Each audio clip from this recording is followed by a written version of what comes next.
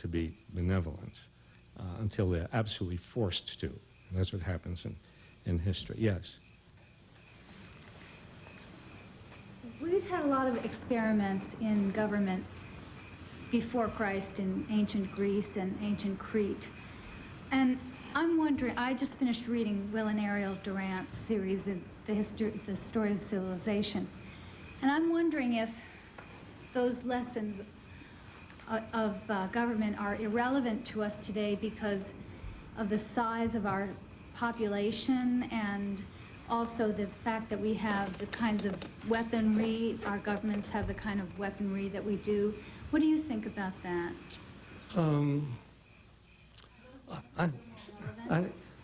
I don't think anything in the past is irrelevant. That is, I think, we always can learn from the past. It's a question of whether you just, take, sort of mechanically things out of the past and plant them onto the present, or where you take selectively from the experience of the past, And we can learn things from ancient Greece. We'll learn, for one thing, that you can't call a place a democracy if most of the people are either slaves or women out of it, or people who don't have any power. It's not a democracy just because you've extended power to 500 people instead of everybody in the society. And you can learn a lot from ancient society. I mean, you can learn that you can have a society that is more liberal than any other. Like, Athens was more liberal than Sparta, right? And so you can more democratic than Sparta. So you can learn a lot about that because Athens is more democratic than Sparta, but when they get involved in the Peloponnesian War, and Athens, presumably the good guys, and Sparta, like the fascists, right? In fact, I remember during World War II, sometimes it was presented that way. It's like, it's like us, Athens, Hitler, Sparta, you see. But then they get involved in the war, and soon Athens is committing atrocities like the Spartans. And soon they've been corrupted, and soon the distinction between them becomes narrower and narrower. Well, so we can learn from that about how the relative liberalism at home doesn't translate into decency in treating other people in other cultures. So, I suppose, we can learn, yes. Do you see any hope, any programs, anything to make you believe that we will stop using war as our only means of conflict resolution? Any hope that we will stop using war? We have to look hard, right? Yes, I do. But as I say, you have to look hard, and you have to be very hopeful. But I see it in what I think is, and how sure am I of this? A growing revulsion against war, evidence for which is the fact that governments have to disguise it more and more. Well, let's take the American government. And let's take the fact that if you took the United States at the time of the Vietnam War, and you asked that question, right, that is towards the end of the Vietnam War, or even towards the middle of the Vietnam War, when the American people had turned against the war, and American people had turned not only against the war, but were thinking about the whole issue of war and indiscriminate warfare and bombing and so on. If at that point you had asked the question, the answer would be more hopeful, right? Because you'd say, well, you see, here for the first time, the American people have organized against a war. For the first time, we've had a movement, an anti-war movement, which actually had an effect on government policy. Now, that's hopeful. For the first time, you have a large part of the population which is revolted by the things that our government is doing to another country. Now, what has happened since then? Since then, the government learned something from that. They were worried about that. And in fact, there was a sort of flurry of activity of consultations in high places about what will we do about what they call the Vietnam syndrome, you see. How will we get rid of the Vietnam syndrome, that is people having the nerve to turn against a war which is instigated by the higher-ups of the government. And they came to conclusions about that. And they came to conclusions that if we're going to have wars, and we've got to have wars, we've got to have interventions. We can't just let things happen in other places that we don't have control of. We don't, you know, it's the job of an empire, and we're an empire. It's the job of an empire to try to maintain control, influence in as many places as possible, you see. And if we're going to do that, we're probably going to have military interventions. But we learned from Vietnam, they're saying. And what we learned is that we'd better not have a prolonged intervention. If we're going to have interventions, they better be short. We'd better not give the public time to develop an antipathy towards the war. That's what happened in the Gulf War, right? Quick war. Also, minimize our casualties. We don't care about their casualties, right? Minimize our casualties. I remember at the end of the Gulf War, somebody, at the very end, like the last, the day after the end of the Gulf War, a reporter asked Colin Powell a question. He was giving the statistics on how many Americans had died in the Gulf War. Very low. In the hundreds, right? In the hundreds. Never heard of a war in which people die in the hundreds. In the hundreds. And then somebody asked him, oh, what about the dead on the other side? And Colin Powell said, that's none of my concern. And he was speaking for a lot of people up there in the brass. Unfortunately, he was speaking for a lot of Americans who have been conditioned not to think about what we do to other countries and only think about, what are our casualties. But the idea was, learn from Vietnam, have a short war, try to have as few casualties as possible, don't have too many body bags coming home, control the press, control the information, and end the war before there's a chance for a movement to develop. And I think, now, is that hopeful? Yes, no.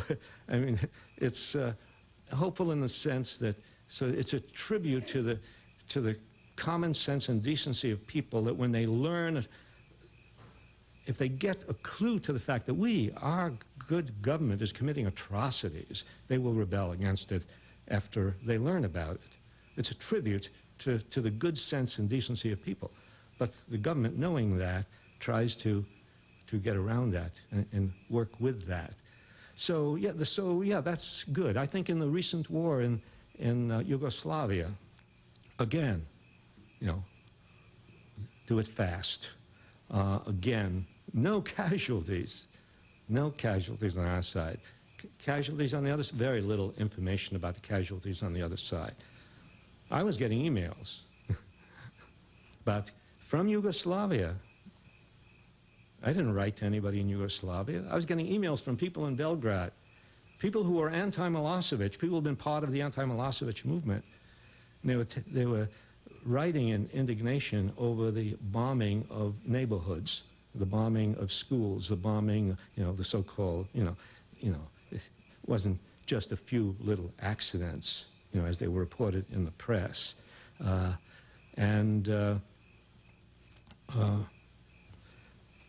That information was kept from the American people. The information about really on the human level what happened to Yugoslavia, to ordinary Yugoslavs, right? Whether they were, nobody knew whether they were against, for, Milosevic, didn't matter. They were the ones who died, ordinary Yugoslavs. Information about what happened to them was kept from the American public. I mean, to this day, how many Americans has grasped the fact that we dropped, 1,000 cluster bombs, each of which has 200 bomblets. In other words, 200,000 of these things spread around Yugoslavia, and of which even the manufacturers estimated that 10% probably would not detonate. In other words, 10% would be lying there in the fields, waiting to be picked up by anybody to explode. I mean, that's how there's one flash. One flash on television was one of the very few instances I saw of television covering what was happening to people in Yugoslavia, of a little kid in Yugoslavia lying on a hospital bed who had picked up one of these bombs and had lost both arms and an eye, you see. But that information, now, despite the paucity of information about that given to the American public, even the little bit of information that came across about accidental bombings of civilians, I believe there was evidence that that was having an effect on public opinion. Even the public opinion polls showed that there was a lowering support for the bombing as it went on. And to me, that's you may say I'm really grasping for hopeful signs. But to me, yes, that was a sign, a hopeful sign that when people learn that something terrible is being done, they will care, and when they begin to show they care, the government may have to take notice, and let's work out an end to this. Yes, a question there? Ah. I just have two questions, sir. Okay. The first one is, since you were speaking of democracy, it's with respect to democracy. Yeah. I wanted to know, what's your position about the United Nations? Don't you think that it is falling back to the position of the League of Nations? If some nation can try to solve some conflict independently to that organization. And the second question is about economics. It's, what do you think about, because in your book I saw that the big corporations from 1950 to 1965, the American corporation invested, for example, in Europe, $8.1 billion and had for benefit $5.5 billion.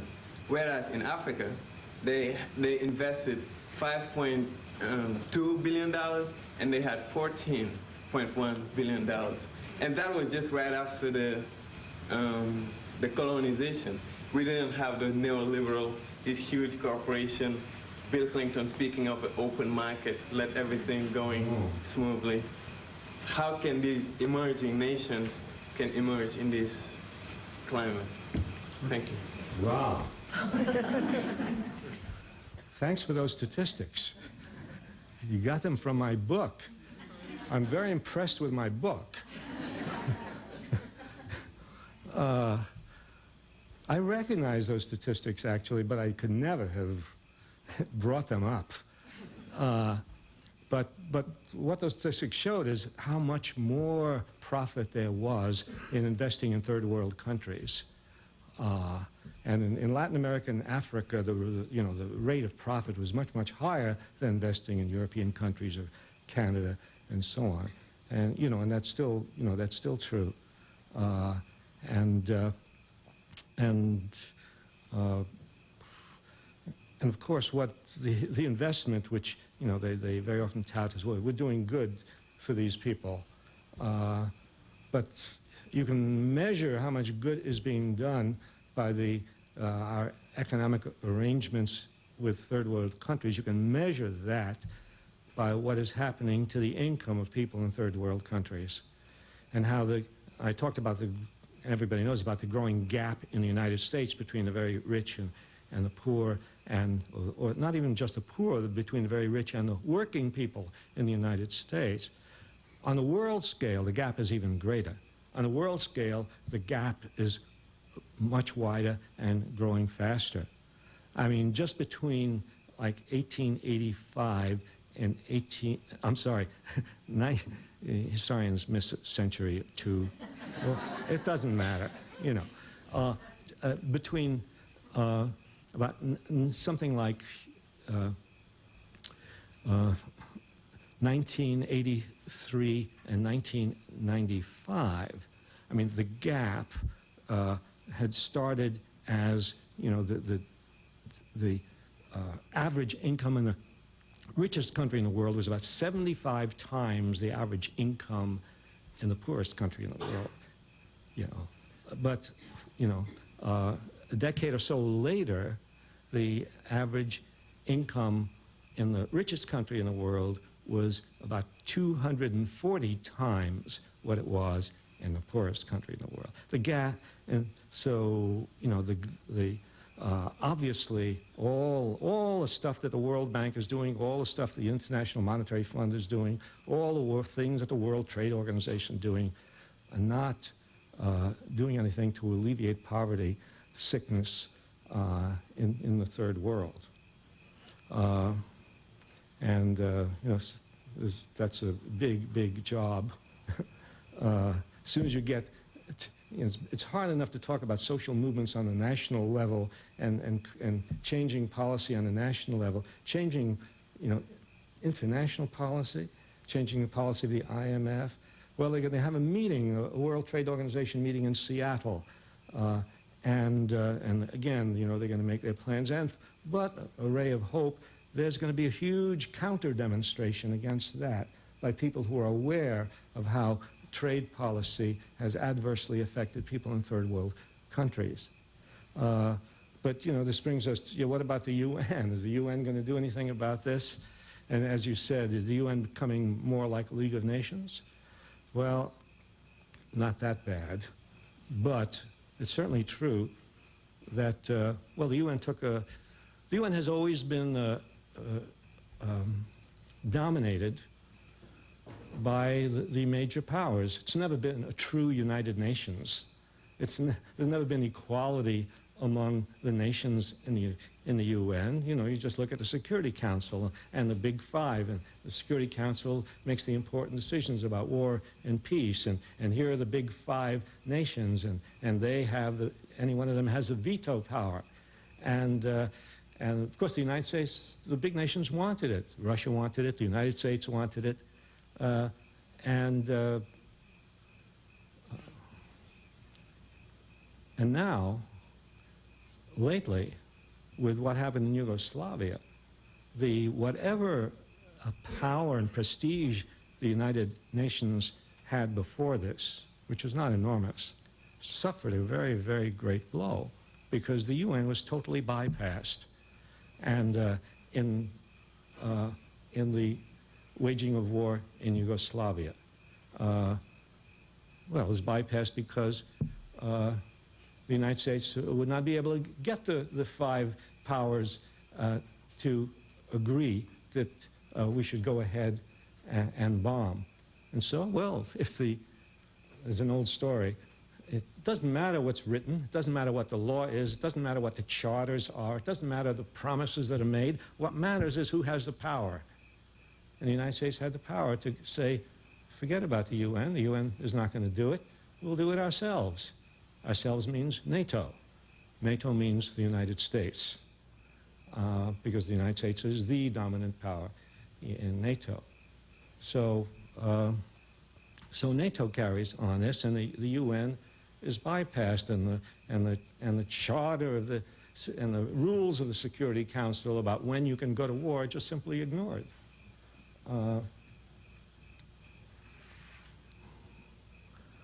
Yes. We have an election coming up. An election coming up. Presidential election. Presidential election. Yeah. Okay. I've heard. Is there anything that people can do to change the direction of the country? Change the direction of the country. Not vote for either the Republicans or the Democrats. That is not going to change the direction of the country. I mean, try to figure out when is the last time electing either a Democrat or a Republican changed the direction of the country in any significant and good way. You know, maybe the last time was 1932 or 1936, right? But now, you know, you elect Clinton to change the direction of the country? No, and then we get a Republican legislation. You know, we get bipartisanship. I mean, we always had bipartisanship in foreign policy. Now we have bipartisanship in domestic policy, too. Now Republicans and Democrats agree on doing away with a New Deal, you know, aid to families with dependent children. Now Republicans and Democrats agree on a crime bill to build more prisons and have more capital punishment. You know, Republicans and Democrats agree on all of these things. So, no, the best thing we can do, and I know it's a kind of helpless thing. Here we are. We're living in a political system which is dominated by two major parties, and it's very, very, very hard for a third party to break in. And so what do? I think it's very important to think in the long run. If you only think in the short run, you'll think Gore is 1/2 degree better than Bush.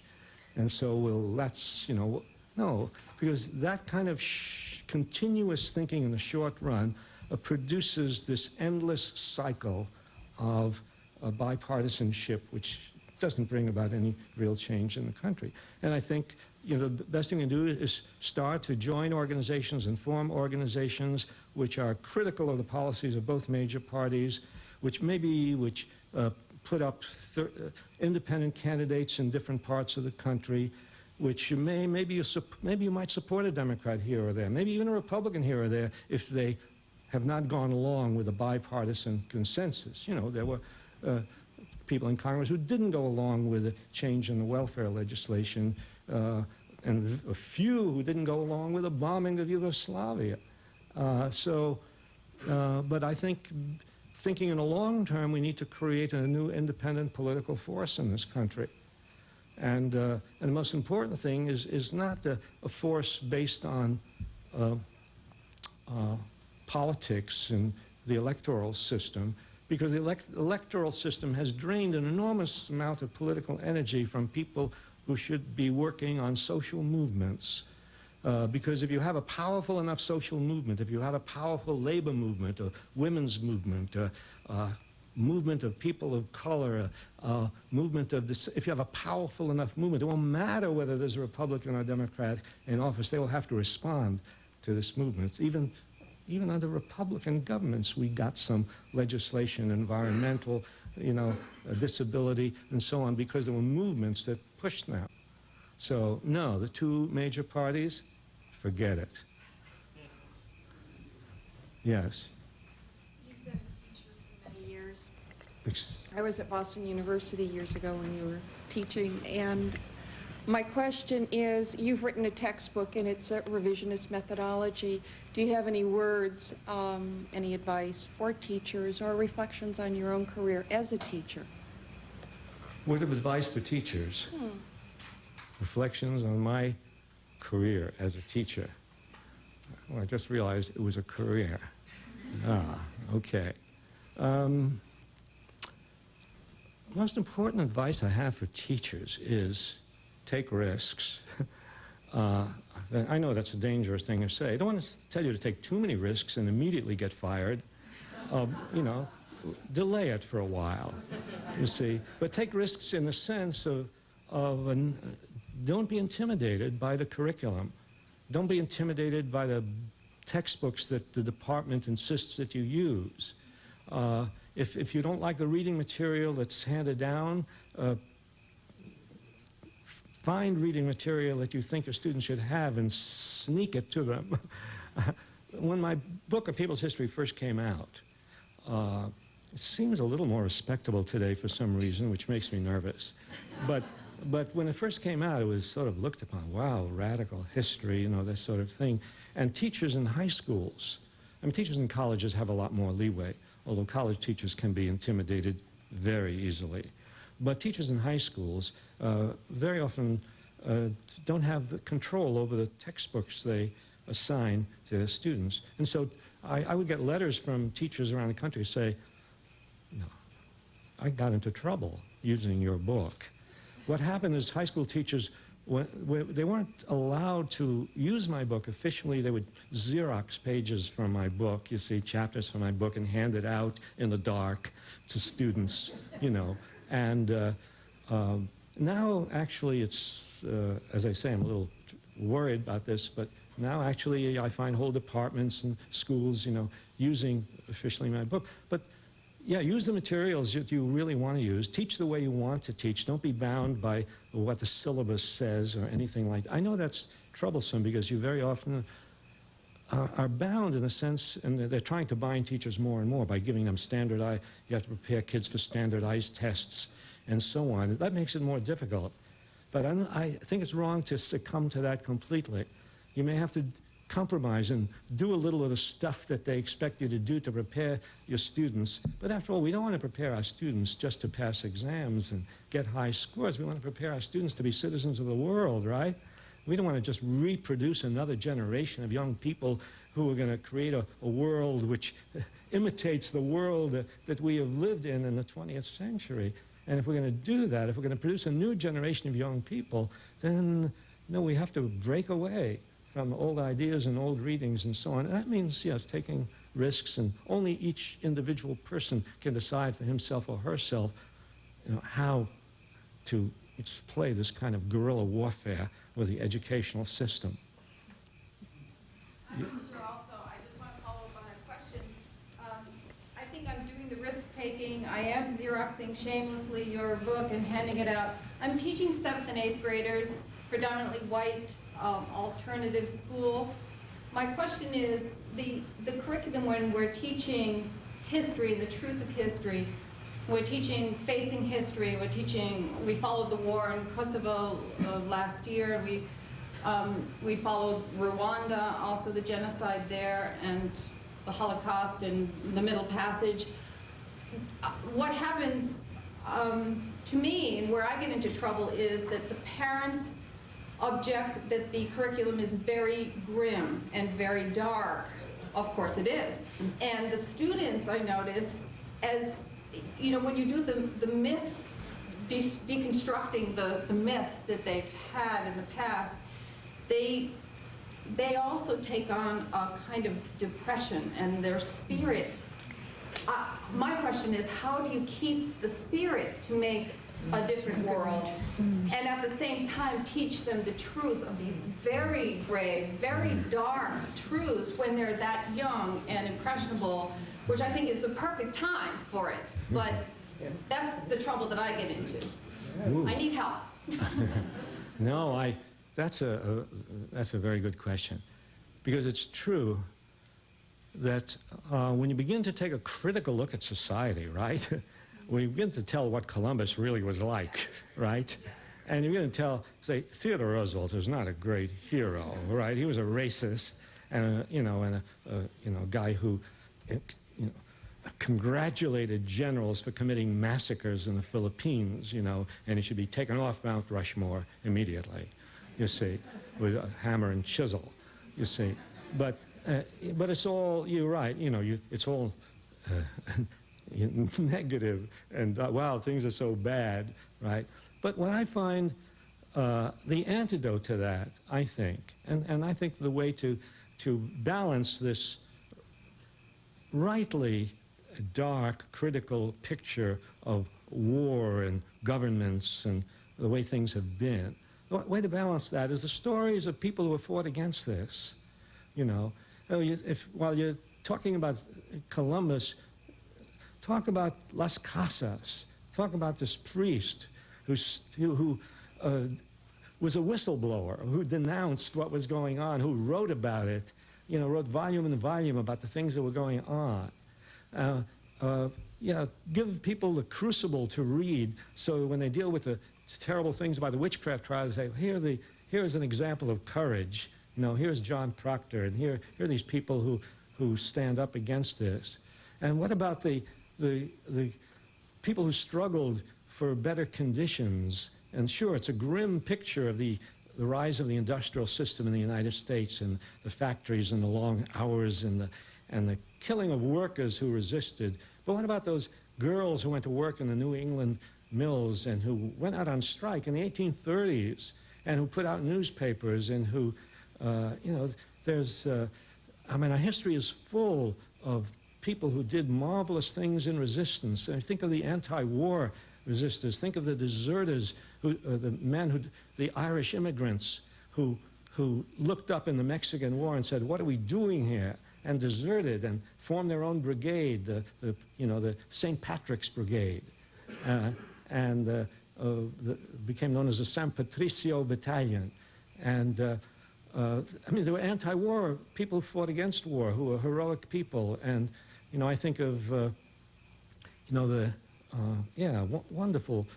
Well, I think of Emma Goldman, and the early feminists and anarchists and anti-war people, and there's a whole, I mean, there's a, I remember once, somebody, it was during the bicentennial, not bicentennial, quincentennial. I wasn't alive during the bicentennial of Columbus, I swear. But the quincentennial, right, in 1992, and I was on a forum about Columbus, and there was this man with me who was the chair of the New Jersey Committee for Columbus, right?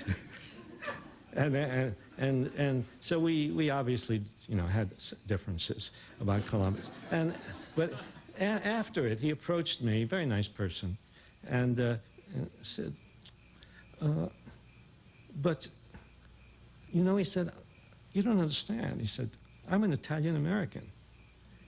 We need Columbus. We need our heroes. I said, no, you don't need him. You have Joe DiMaggio. For all of these people we take down, who we expose as, as racists and warriors and sexists and all those people, there are other people who always fought heroically, and you think of the people in the civil rights movement and the anti-war movement, and I mean, more than we, and it's those stories, I think, that are inspiring for young people, for students. Yes? Very important, Howard, just to kind of pursue the work you did in people's history, to say that it's not just history, but that's still going on now. I mean, you don't have to just look at Emma Goldman or Harriet Tubman, but the work that Peace Work does, that I know that you work with, and that there are people you can bring into the classroom today that can talk about, Elaine Bernard that was here, and Jonathan Fine that was here, and people that were here. You can, because a lot of the young people need to have, a live example, right? I mean, not to say for all of us that are getting gray hair or dead, but the sense that also young people are involved in social change movements today. And it's not that history has just passed them by, not giving them the opportunity to be in the civil rights movement, the women's movement, the anti-war movement, but they need to create and know that they have their own way of making this happen. And Candace's question, I think, is interesting in that, and that is, where examples of that today that people can learn about and hook into are very important for the future. That's a very, very important point. And when I was teaching, I would always try to bring into my classes people who are working on something, community activists. And so people could see examples, people who are working, I bring in somebody who is an ex-prisoner working with the American Friends Service Committee to do something about the prison system. And they'd never encountered somebody like that before. Bring in somebody who is working, with, the choice, the whole, women in the movement, and I think that's very, very important to bring in. Get yourself out of the classroom for a while, and it'll save you a lot of work, right? Teachers are always looking to bring somebody else in. They let them do the work, but they're better, because they're really out there doing things, and it's a very good example for young people. Yes. Here we are in the library, and you're talking about corporate manipulation, but there is something else that has always happened in this country, and here we had a manifestation of it in Kansas yesterday, the Kansas State Legislature, acting to restrict the teaching of evolution and to put an imprimatur on legitimacy of creationism, and to limit, if you please, history, man's history, to the last 8,000 years, as if there was nothing else before, because their Bible says it's so. So I have a question that really troubles me, as a virtuous secularist, you understand. How in a time when there's so much confusion and frustration and consternation and the growth of cults, the bad things are cults, more or less. How do we distinguish between cults, or how would you distinguish between cults and what is thought of as organized religion? That's the good part.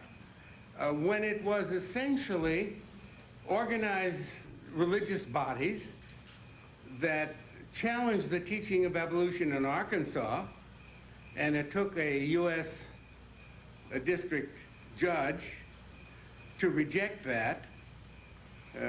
One shudders at the capriciousness of a judicial appointment. It could have been a different kind of a judge.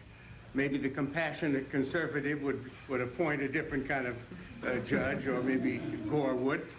But how would you distinguish in terms of continuing to try to protect what we have in libraries and what we have innately in teachers and schools and books and so on?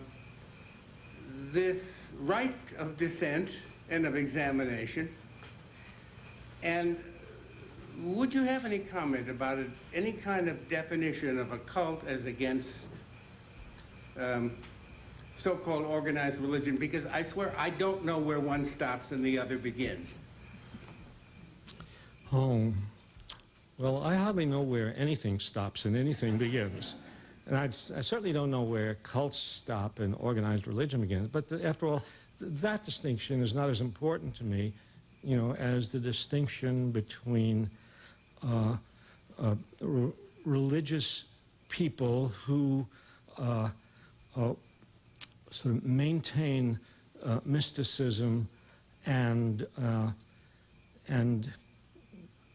stand in the way of social justice, and those people, whether in the church or outside the church, but those religious people, you know, who have set as a life goal the ideals of peace and social justice. Because we've always, the church, religion, they've always been split along lines of maintaining things as they are, or diverting attention from the way things as they are, and paying attention to the real world and doing something about it. I mean, I developed a great respect for religious people who came down to the South to become involved in the anti-war movement, and for religious people who already were in the South, and ministers who gave their churches over to meetings of the civil rights movement, and to people in the anti-war movement, you know, the Catholic anti-war movement, and the Berrigans and Liz McAllister, and those people who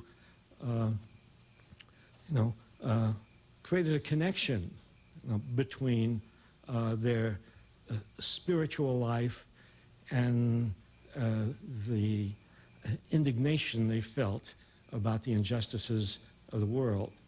Those are the distinctions that seem to me important, and all we can do is try to support one against the other. Look at my watch, because I promised somebody that it would end at a reasonable time. Yes. I find you disturbing and agitating, and for that I thank you.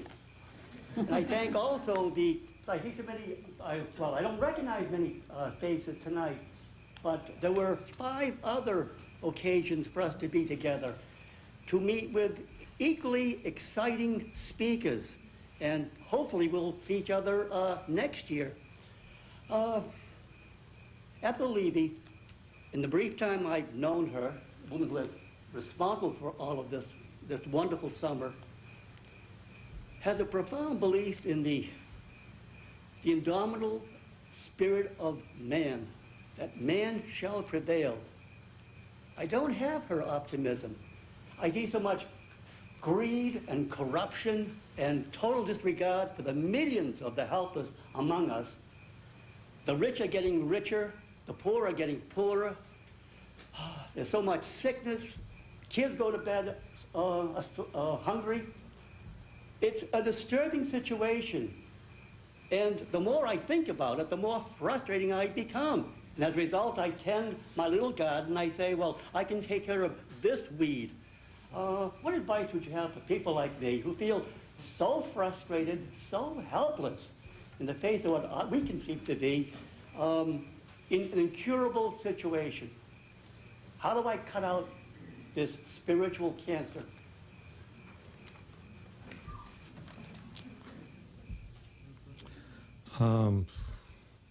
That's a big one.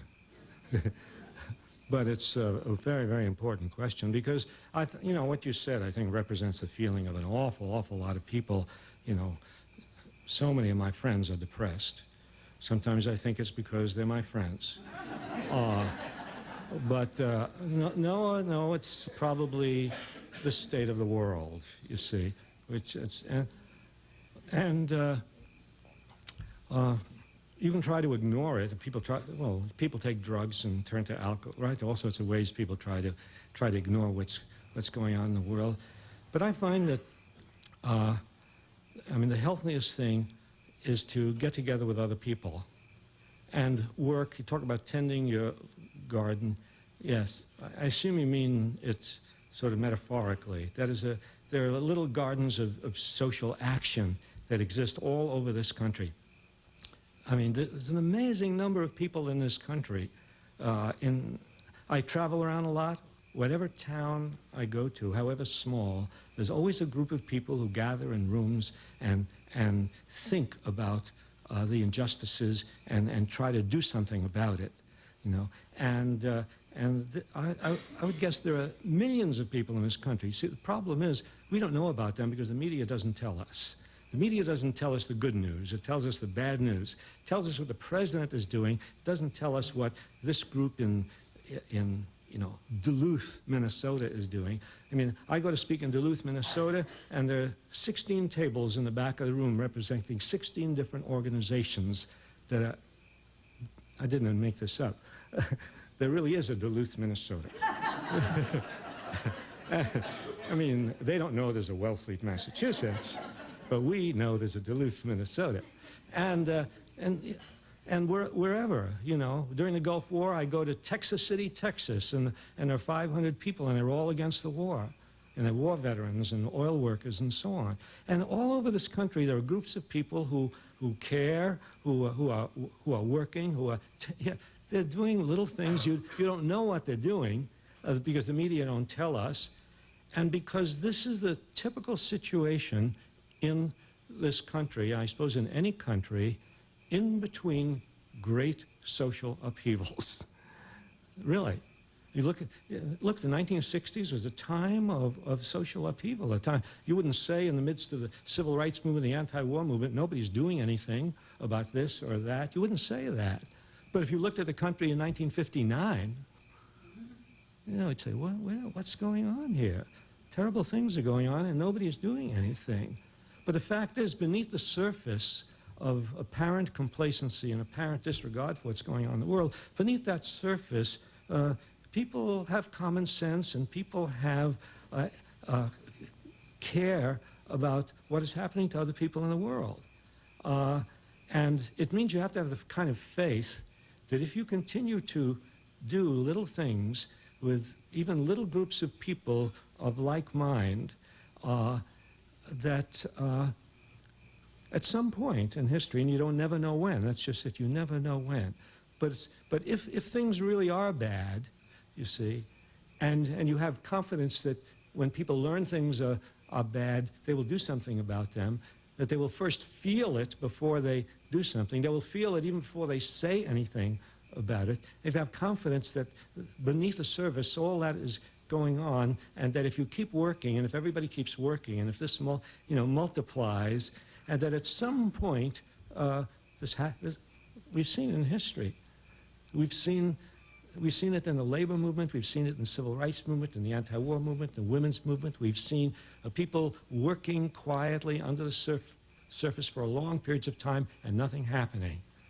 And then, at a certain point, unpredictably, something happens.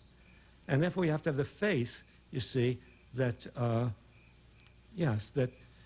if you just keep at it, if you just persist, if you don't give up, if you have a certain patience and a certain confidence in people, that, yes, something will come of this. When people started in the civil rights movement, imagine people black people in Mississippi and Alabama, and imagining that they're going to turn over things in Alabama and Mississippi where they had no power and no wealth, where everything was against them. I mean, the police, the state machinery, the local sheriff, and even the federal government standing aside and not doing anything. And think of the movement against the war in Vietnam, and think it starting with small rallies here and there. How can you stop a war against this giant military machine? But it built, and built. And just people persisted. And then there's this thing to hold on to, I think, that you don't know when things will change, and you don't know when a new social movement will come into being, and when something will happen. Although we've seen in other countries extraordinary things happen, right? Where it seemed like nothing would happen, totalitarian states, and suddenly 1 million people are in the streets, and the Berlin Wall is down, right? Or a government has been toppled here, or Franco is gone, and Spain is a little different, or Pinochet is gone, and Chile is a little different. Let's not ask for too much, you see. But I think through all of this, there's one very important thing that sustains me and sustains a lot of people I know, is that whatever the outcome, which you can't predict, being in the struggle, doing something, makes you feel alive. It makes you feel it's worthwhile, and makes life worth living. And makes you feel a lot better than if you were just depressed about the state of the world and doing nothing. Well,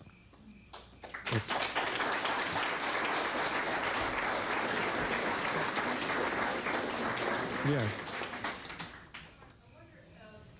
For the interest of this man and maybe everybody, to talk about a remarkable case in point at this time, the School of the Americas. Yes. And that little struggle that Roy Bourgeois has kept going for 15 years, and now the numbers of people, the people's movement around closing the School of the Americas has led to thousands of people going down to Fort Benning. There'll be another 5,000 or more perhaps in November, and hundreds of Congress people who are now voting down the school. I mean, this is extraordinary. I would like you to talk about that. Yeah, that's an interesting thing about how you all know about the School of the Americas. We sometimes call the School of Assassins. You know, this school that the United States ran, first it ran it in Panama, right? But then it moved to Fort Benning, Georgia. But it's a school where the United States trained military and police forces in Latin American countries, many of whom turned out later, you know, well, many of them were at the time, but many of them ended up, you know, in military hunters and as torturers and as, you know, sort of part of military dictatorships in various parts of Latin America. And information about that has, you know, been coming out little by little by little, you know, horrendous information. But there's another example where as information comes out and more people know about it, it becomes harder to sustain something bad. And so, as you say, more and more congressmen each year vote against maintaining the School of the Americas. And all these thousands of people have gone down to Fort Benning, Georgia. Who wants to go to Fort Benning, Georgia? Thousands of people have gone down to Fort Benning, Georgia and gotten arrested and protesting against this. But finally, years and years and years, it's building up. I remember when the House Committee on Un-American Activities existed. And 2 congressmen would vote against the perpetuation of the House Committee on Un-American Activities. And then 20 congressmen. And then as more and more people became aroused against, you know, this nonsense that was going on, McCarthyism and pre-McCarthyism and post-McCarthyism and all of that, the numbers grew until finally it was voted out, disappeared. And it's possible, yeah, for things to happen, things to change. And there are lots of examples like that. Look at the campaign against landmines, which has, you know, grown and grown and grown.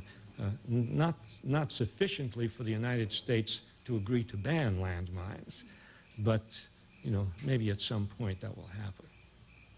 Yes. You say that the School of Americas might close, and I believe it will. But what about the satellite school in Columbia and others? Oh, well, you're giving us small work, huh? I don't know. That will take, first of all, how many people know about the satellite school in Columbia? You'll have to spread the word. Other people have to spread the word. But, one thing at a time. Yes. Would you speak about campaign financing? George W. seems to be the anointed Republican candidate, not because of his accomplishments, not because of his ideas, as much as because of his $30 million campaign fund. Lamar Alexander, conversely, seems to be very close to being out of the campaign, again, not because of his ideas or his lack of accomplishment, but rather because he's only got apparently $90,000 in his campaign coffers at this point. Is this a serious problem for the United States? Would you speak about campaign finance reform? Well, it's a serious problem for the United States that money dictates politics, and that both parties, Republicans and Democrats, are dependent on huge corporate contributions. And in recent years, the Democrats have come closer to the Republicans in getting huge amounts of corporate support. The difference between the Republicans and the Democrats, the Republicans will have a dinner where you have to pay $400,000 to be at the dinner. The Democrats are more liberal. You only have to pay $300,000 to come to the dinner. Obviously a dinner for working people. And so it's a serious, the control of elections by money is sort of a very serious problem. And to the extent that it's possible to change campaign finance laws, sure, I think people should work on that. But I don't think people should have illusions about what a crucial effect laws will have on the reality of corporate power. Because, you can pass reform laws and it's a good idea to do it, but I don't see it as some people do as, the way to do away with the problem, of money in politics, big money in big politics. And it's, we're going to have to substitute the organizing of people for the organizing of money. We're going to have to match the accumulation of money with the accumulation of people by organizing. And I think, that is a crucial way to try to do something about the power of money in elections. Well, yes. The Gift of Time calls for the abolition of nuclear weapons. Calls for the abolition of nuclear weapons. Do you think this is an attainable goal? An attainable goal. Or feasible? Feasible. Let's find another word. Useful. Goal. It's a. I think it's a useful goal because it points to the stupidity of the maintenance of nuclear arsenals in the world. Whether it's attainable or not, it's not a question that's even worth asking. Because you're talking about something absolute, the abolition of nuclear weapons. But I think it's a goal worth striving for. Like we strive for a lot of goals. We have no idea whether they will be attained or not, but they're certainly worth working for. And and certainly the United States, as the leading nuclear power in the world, has to lead the way. And the United States has not led the way. Talking again about Star Wars, and and of course the maintenance of this huge military budget. If there's any sort of single issue around which it may be possible to create a new social movement in this country, it is about what do we do with the enormous wealth that this country has. which is 270 billion or whatever, soon it'll be more than that, 2 billion a year wasted on the military budget, an enormous amount of money pouring up into the upper classes, huge amount, you know, this very, very wealthy country spending its money on military junk and on the luxuries of the rich, while very, very fundamental human needs go unmet.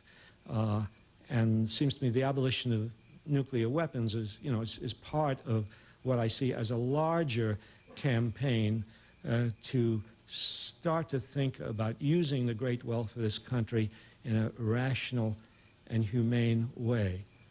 And that means the government, that means forgetting about this nonsense of, you know, privatization and leave it to the beneficence of corporations to do things, and or as, you know, talking against big government, as, you know, both parties have done, as Clinton's succumbed to that, or maybe he didn't have to go far to succumb to it in his last presidential campaign when he said, you know, the era of big government is over.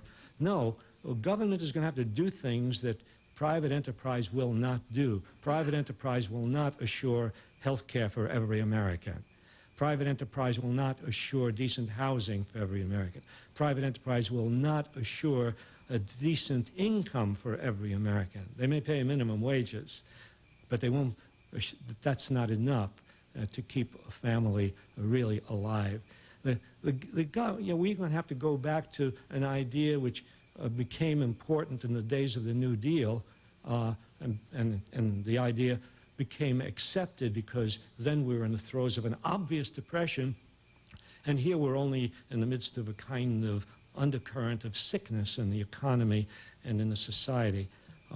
But yes, the New Deal understood that if private enterprise wasn't taking care of people, the government might have to supply jobs, the government might have to subsidize housing, the government might have to take care of people who were in need, but we'd have to have a New Deal on a much larger scale to utilize the great wealth of this country to do away with poverty and do away with, you know, 1/4 of all the children in this country live in poverty. And there's the Dow Jones average, and there are the figures on infant mortality, you know, and child poverty. And there, as a maybe one of the most acute examples of a sickness in society, almost 2 million people in prison. Something is wrong there. And when I remember seeing a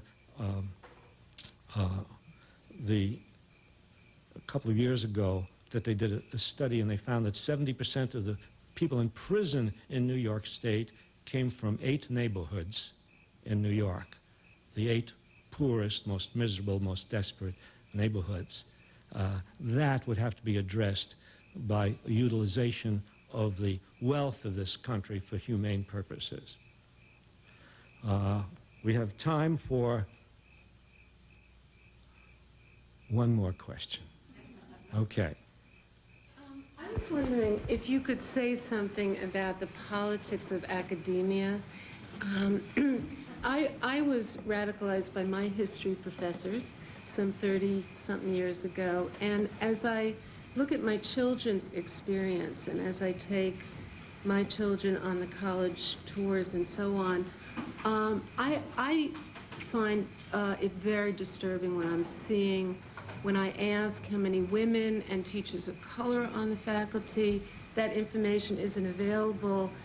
When these admissions people can quote, you know, from here to tomorrow how many engineers there are and so on and so forth, it feels like the corporate, you know, world has taken over, and that political activity in academia, and I mean by the professors. I'm not talking about where's the student movement, but really what are the options for students nowadays to be getting the kind of education that some of us got in the past?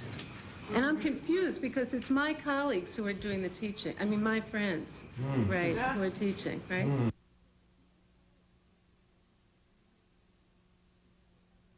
She finds the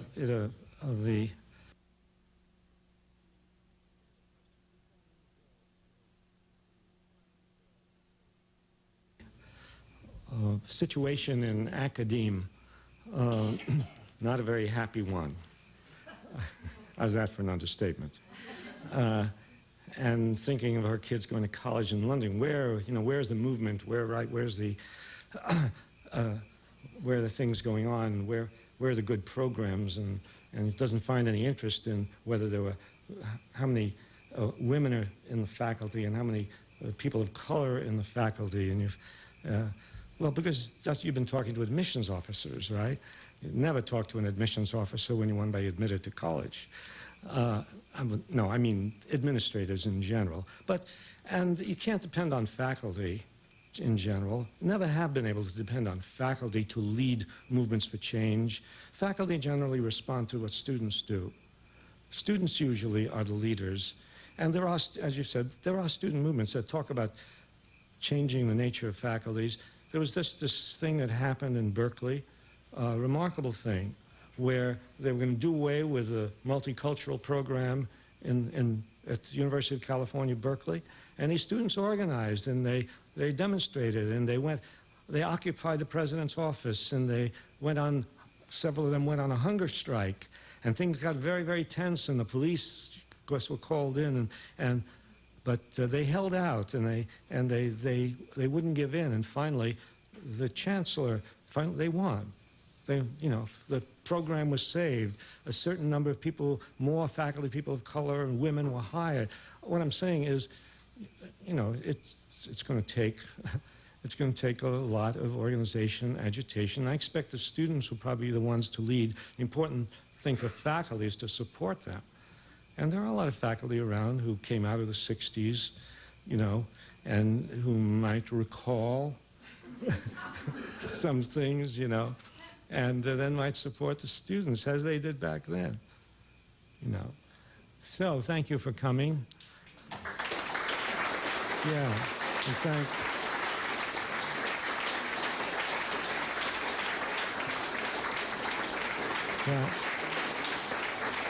and yeah. And again, thank Ethel Levy for her incredible work.